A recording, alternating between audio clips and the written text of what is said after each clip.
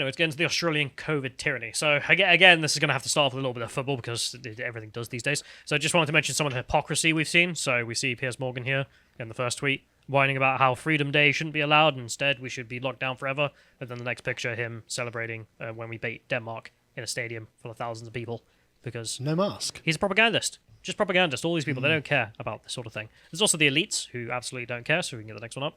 There's just, you see people hanging out there. Where's your mask, Beckham? But as them pointing out, you've got this guy who's come from Brazil, so should be quarantined. Mm-hmm. And yet you've got Tom Cruise, Kate Moss, and David Beckham hanging out with him, even though they shouldn't be. But that's how things work. So then we'll get to Australia. Not Austria. Make that mistake. So no job, no pay has been the thing that's come out of there. No jab, no pay. In which they've had some minister giving a speech in which he's like, yeah, if you don't get the jab, you're not getting paid at all. That's so mad. Let's play this first clip of him saying this.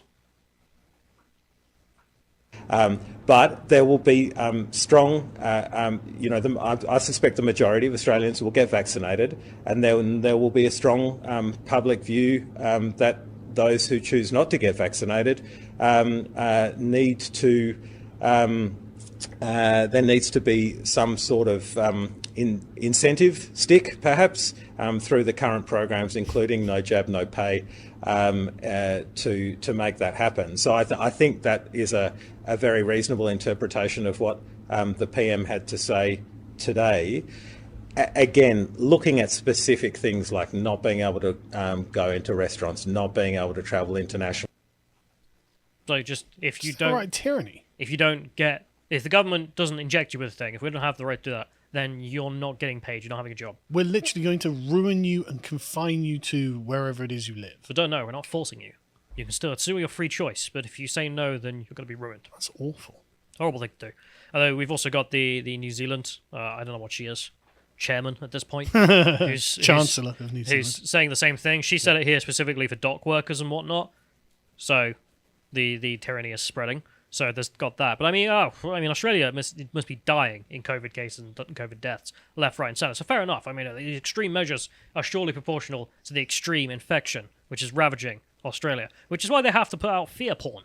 So make you deadly afraid, so you understand how much of a risk Australia is in. I just want to say, I was watching her body language as she was talking. I had no idea what she's saying, but all I was thinking is she's moving far too much for someone to be who's telling the truth.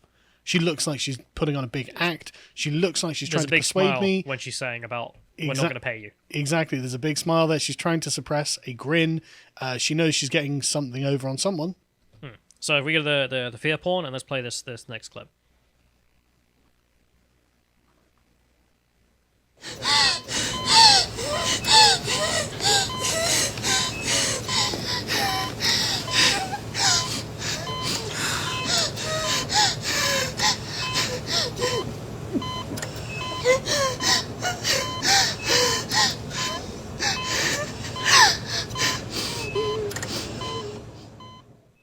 Authorised by the Australian Government, Canberra. They put that out. They put that out as an advert being like, get vaccinated, because, so many people in Australia are dying from this. No, they're not. No. Just statistics, we can scroll down here, so you can see the moment I took the screenshot of when the advert came out. 0 deaths, 7-day average, 0 deaths. Pretty much 0 deaths going all the way back to December. It's been like this for 6-7 months. Australia. No deaths. 0. Nada. And yet they're like, yeah, come on, be afraid. You've got to be afraid. But no, if you don't get your jab, you're not getting paid. It's mad. Like, what a nut job state. Like, they had the insane stuff. You can see, what is it, the first and second wave there that they had, in which the chief of police was saying, if you go and buy new shoes, we'll arrest you, because that's not essential items. Just prison colony things, I guess. Yeah, like, unbelievably. But you can see here, I mean, since December, nothing. Nada. No deaths. I mean, the occasional blip, but nothing. And yet they're pumping out propaganda like that to try and make you as afraid as possible. That's mad. It's got nothing to do with COVID. No, there is no way you can argue this has anything to do with COVID. But anyway, let's go back to the UK. So some of the things I just wanted to mention is we spent £12 billion on the vaccine system now. This was back in December 2020. And we've spent another £1.6 billion now, if we go to the next link, in which, another boost. See, now this is what I think this is all about. We want everyone to get vaccinated. We want children to get vaccinated. It's like, why? Children are at no risk. And apparently they're not like super spreaders or anything like that. Why? Well, I think it's about money. I think it's because the financial company, the pharmaceutical company, sorry, are just rinsing us at this point. And if the government can be like, oh yeah, well, you can just get everyone jabbed, and there's going to be multiple jabs year after year after year. It's like, yeah. And you're going to get booster jabs as well every other month. Exactly, every other month. Because they're going to be making stacks of cash. Stacks upon stacks. So then I have to wonder, looking at that fiat porn from Australia, whether that's it. They're looking at the amount of money that can be made and being like, right, how do we just terrify the populace? Yeah. Well, I mean, why would you do that if there's no one dying? Because money. So then we'll go on to the other stuff that's coming out. So the minister, I think it's the Minister for Health or Minister for Vaccines, I can't remember which one, is saying that the mask wearing will be expected even beyond the day at which it's legally not going to be enforced. Why would that be the case? Why would you expect people to wear masks when they don't have to? Weird. And then there's the question here of being like, well, they're saying publicly that the government won't be enforcing it, but then what if private companies enforce it? That's not what they want. They want the tyranny of taking it off the government. Oh, it's not our fault. It's up to the companies to do it. Yeah. And then they just enforce it anyway, so we don't have to live under such nonsense. Same saying here. Masks will be expected in crowded places, such as public transport, when most remaining COVID restrictions are lifted later this month. Well, I look forward to debunking those expectations by not wearing my mask. But this isn't the worst thing. This isn't the worst thing that's still coming. So apparently vaccine passports are coming. We thought we put this to bed, but apparently not. So, as the Times is reporting here, COVID passports planned in time for England's autumn wave.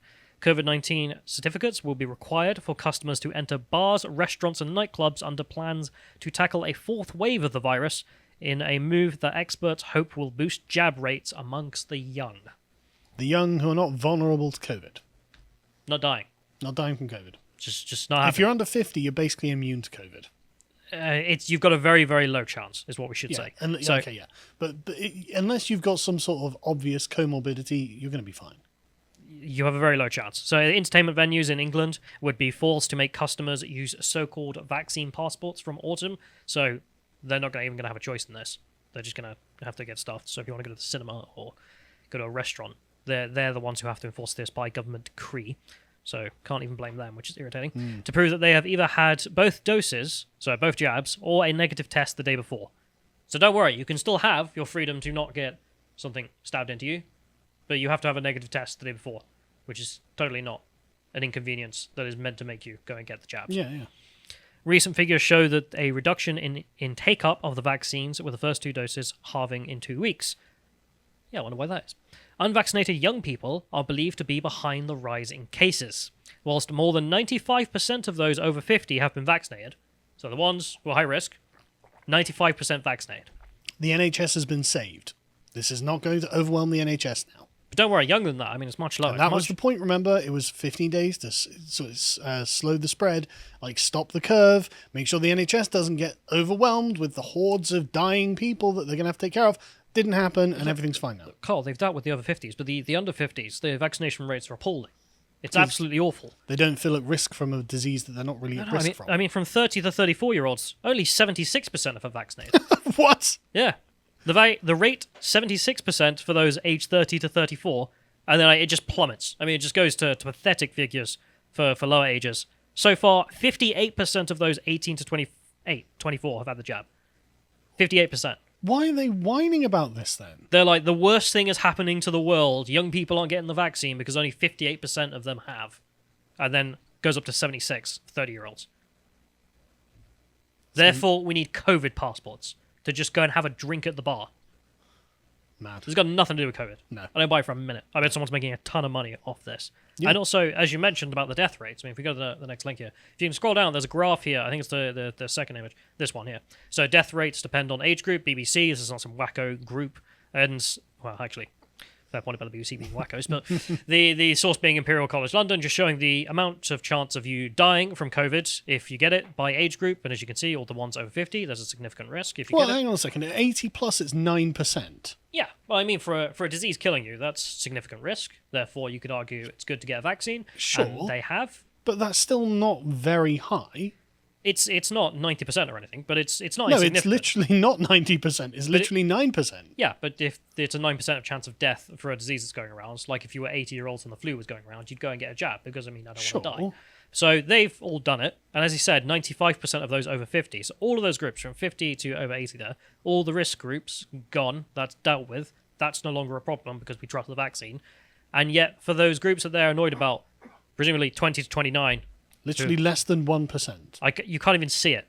Like, the pixels are too small to be seen about what the rate of death is going to be there. Less than 1% is the takeaway. But not just less than 1%. As you can see, that grey bar is between 0.5 and 1. So look at 20 to 29? Well, 50 to 59 is about 0.5%. But 20 to 29 is not even on the chart. 40 to 49 is probably like 0.2%. 30 to 39 is 0.1, and then nothing below it. But I'm trying to get across the point, as you've mentioned, which is the 20 to 29 section there. That's the bit they're saying they're worried about, and therefore that's the justification for vaccine passports. Not even on the chart as being visible as to a small percentage. I mean, not even 0.01% there, probably. It's so small. Unbelievably.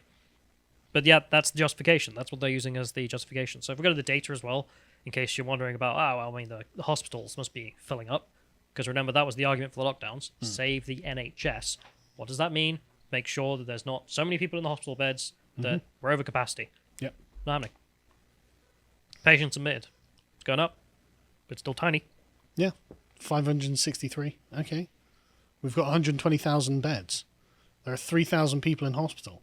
Who's going to fill the beds? Like, they're worried that young people are getting COVID. Well, okay, sure, you can be worried about that. But they don't go to hospital over it. But the death rate is so small that they're not going to hospital. But have you considered that the Delta variant gives you the sniffles? This has got nothing to do with COVID. And that's the variant that's 99% of the COVID infections in the UK at the moment. You can also look at the deaths there being a nothing burger. Yeah. And if we scroll back up to the top, you can see the percentage of people who are vaccinated. 87% of the population got the first dose, 66% second dose. I mean, we're one of the most vaccinated countries on Earth, and yet we're still walking about, maybe we need vaccine passports now. What? It's mad. Doesn't make any sense. Doesn't make any sense whatsoever. So, but then there's the reality of why this is the case, which is just the scientists telling us why it's the case. It's because of their left-wing ideology. Their leftist ideology in which they want totalitarian control of society. They don't care about what the tiny risk is. It doesn't matter. That's enough for them to try and justify it. So this is someone with the EU flag, world symbol.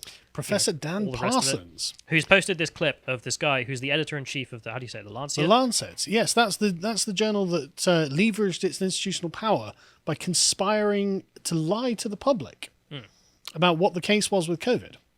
These were the guys who said there is no evidence that it came from a lab because Peter Daszak, the guy in charge of finding out where it came from, who also had ties to the lab, had told them, nah, don't mention my work. Yeah. And they did. Because they're true scientists. Proper scientists. And certainly not in the same category as Nazi propagandists. So they have this guy putting this clip out, and he's phrasing this as if this is a win for his totalitarian leftist side, but this just makes them look awful. So let's play the clip of him speaking. So what we have is a government that is pursuing an ideologically driven commitment to force the population to accept a level of mortality and disability in order to release us from the situation we're in currently. This has got nothing to do with data, nothing to do with experiments. This is ideology from the libertarian right. Based. And I think until we confront that fact and explain that clearly to the public that this is not about data, that this is about ideology, then we're not understanding what this government is about. That's perfect. Yeah, no, I think we should definitely have that public conversation. On the one hand, you'll have the left who'll say, look, people might die, and therefore everything needs to be shut down forever until people stop dying. And then on the other side, you've got the memento mori conservatives who are like, look, people die, what can you do? His words, the government is trying to force people to accept mortality. Yeah. Mortality. Yes.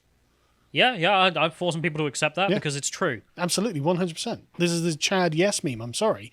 That's exactly it. Oh, this is right-wing ideology. I guess if your left-wing ideology makes you think you can prevent death, then sure, this becomes an ideological concern. But normally, for most people, they just think, well, yeah, obviously there's going to be a certain risk of death. I mean, like, more people are probably dying crossing the road to get their coronavirus vaccines at this point. Not even joking. Than the young group there. Yeah. Like, if you're insistent they go, I don't know. There's more risk of a young person driving to it. We're going to have to lock them down. If they go out and drive, good God. Who knows what will happen? But that's the point, isn't it? Like, this idea that, we can just prevent people from dying. They're trying to get you to accept that people die. Yeah, that's just part of the human condition. Remember that you must die, O sage scientists, editors of the Lancet or whatever it is. Like, sorry, people die. It's just the way of the world. You can't actually stop it. So, I'm immortal. But that's what's behind it. I mean, as we saw with the Australians there, the fact that no one's dying, and yet they're still freaking out. Well, it's to do with ideology. It has nothing to do with the data, as he says, because look at the data. 0 deaths. Next to 0 for the entire period of now till December. And yet they're like, be afraid. Be deadly afraid. So yeah, it is all about ideology. I agree. Leftist ideology that wants totalitarian control of the country, or right-wing ideology that wants us to be free. Thanks for saying it. Yeah. So I also love the idea that he's like, the Conservative government's been voted in, is acting conservatively. Why aren't they being communists like us? Good question. They should never be communists, which is why the communists on the Sage Board should have all been fired long ago. Oh, gotcha. And it's a strict embarrassment to the Conservative Party that they can't even fight communism. Yeah, you can't, like, literally, if someone is a member of the Communist Party, you just don't employ them. Just nowhere near the levers of government. No. You are the Conservative Party who was elected. You're like, yeah, well, I know she's a communist, but what are we going to do? She does want us to lock down. It's insufferable. I hate how limp-wristed. I mean, if you cannot fight communism, what is the point of you? There's nothing you can do if you can't even do that. Anyway, moving on. So let's go to the United States. How does the US stand on all this stuff of vaccine passports? Well, I know how based Florida man feels about it. Yeah, based Florida man banned them. And a load of other people followed Florida man's example. In fact, 14 states, have based Florida man's opinion. The Americans are going to be the last free people on Earth, I swear to God. Yeah, I couldn't go through all of them, but of course most of them are Republican. I think all of them are probably actually Republican. Of course, Texas and Florida, both being based, banned them. There are 2 states that do enforce them, Hawaii and New York. So Hawaii uses them apparently for if you want to go in and out of Hawaii to the United States. So I can kind of get that, where it's like, it's kind of a foreign place, let's be honest. But New York, the absolute hotbed where Cuomo was shoving COVID patients into nursing homes. Oh, now you need a vaccine passport. Pull the other one. So the thing in New York as well, they don't have it for going interstate travel, is my understanding, but it says in here that they have it. At least some sports and performance venues, such as Madison Square Garden and Yankee Stadium, have used the Excelsior Pass to prove vaccination. So if you want to go into an event, you have to prove with this app from the government. You got to download. Get bent. No way. Yeah. So the 2 states there, both of them being blue. And then you've got California. California apparently hasn't implemented them because they haven't figured it out yet. I'm amazed they haven't just made them mandatory, to be honest. Even though they don't work. So the thing he says is like, well, we don't have them yet. So Democratic Governor Gavin Newsom said on June 11th that California is working on an electronic vaccination verification system for businesses, but also clarified that there is no mandate requirement, no passport, because they haven't done it yet. We're currently working on it, therefore we don't have one. We're a free place. But you're literally saying, like, yeah, we're working on it, and we're going to be implementing it as soon as it's done. There is a reason that people are fleeing California and New York. The 2 most desirable places to live in the United States are bleeding population. Somehow. Most desirable.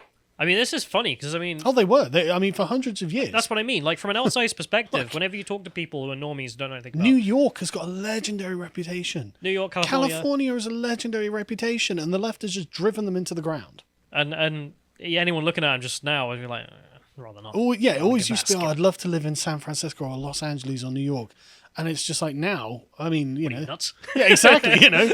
I don't, why? Yeah, so the interesting thing is they mentioned in here the World Health Organization actually backs up the position of we don't need this. And the World Health Organization, quote, in the, the Economic Forum has written here, national authorities and conveyance operators should not introduce requirements of proof of COVID-19 vaccination for international travel as a condition for departure or entry, given that there are still critical unknowns regarding the efficacy of vaccination in reducing transmission. And I have seen a lot of people self-reporting on the internet that I got the vaccine, I'm double vaccinated, and somehow I tested positive for COVID.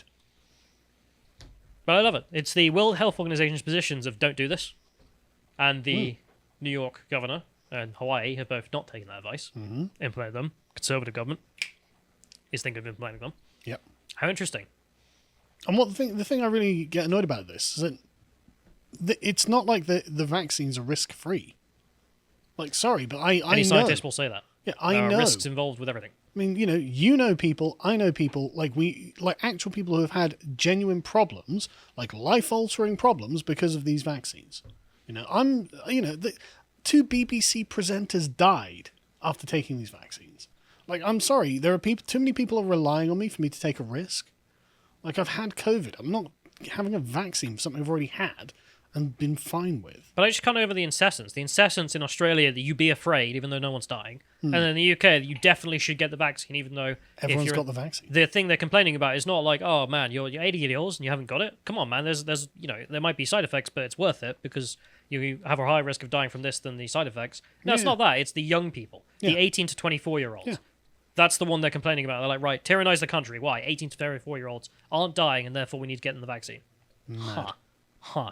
So, just to mention the last thing here, this is the BBC, which did an oopsie, I think, publishing this article. Dying too young, maps showed little has changed in 170 years, and they wanted to demonstrate the inequality in Britain and the fact that the class system still remains because the areas in which people are dying from COVID is similar to where you map, youth mortality around the country. So you see child mortality 18 to 1851, and you can see the map there. And then the next map they have is of where people are dying with COVID. We can scroll down, go to the next map.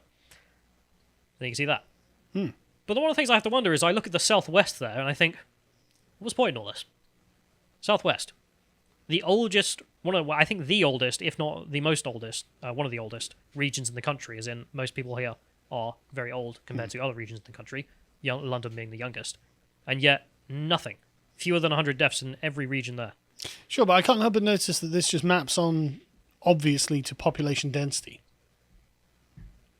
The diseased cities are the problem. Yeah, the more dense the population, the less healthy the area. Whoa, breaking news. Big shock. But anyway, be afraid. Be deadly afraid, as the Australian government will tell you. And definitely give them your money, because I don't know what else they want. If you enjoyed this segment from the podcast of the Lotus Eaters, you can watch the full broadcast live every weekday at 1 p.m. UK time on lotuseaters.com.